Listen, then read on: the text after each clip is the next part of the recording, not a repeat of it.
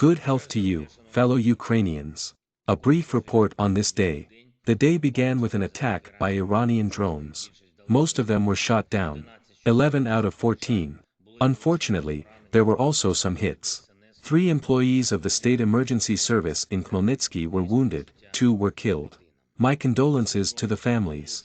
The second drone hit just as the fire was being extinguished after the first hit. In fact, that is why we need the aviation component of the air defense, modern combat aircraft, to protect the entire territory of our country from Russian terror. Air defense is complete only when it is backed by aviation. Modern aviation. Our pilots, together with our anti-aircraft gunners, together with all the warriors and specialists of our air forces, are already doing a great job. But we will be able to fully protect the sky when the aviation taboo in relations with our partners is lifted. The elimination of consequences of the power grid accident in Odessa and the Odessa region lasted all day. There was a large-scale power outage, but the power supply was restored within a day. As of this evening, all critical infrastructure and the vast majority of consumers have electricity.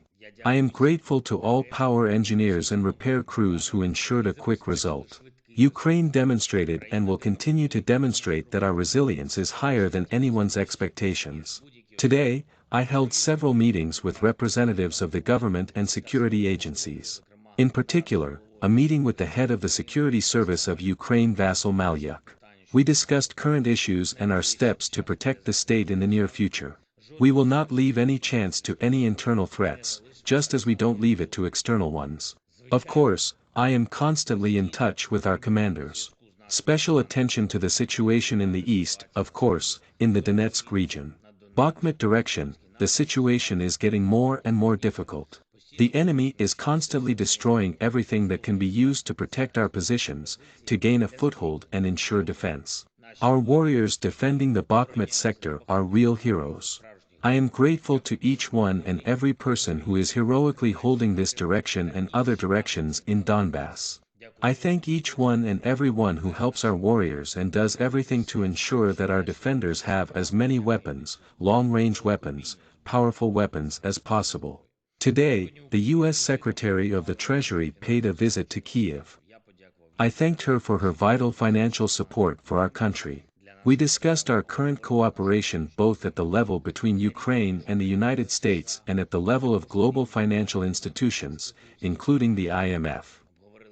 We discussed the needs for reconstruction in Ukraine and the restoration of justice for our people and the entire free world, which means launching a real mechanism of compensation for the damage caused by this war.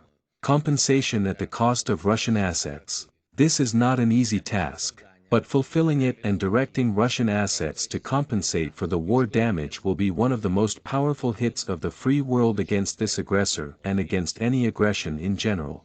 I think a format for compensation will be found and Russia will pay for its war. In every sense. Glory to each one and everyone who is now fighting for Ukraine.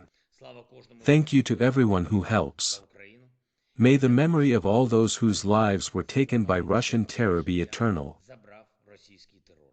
Glory to Ukraine.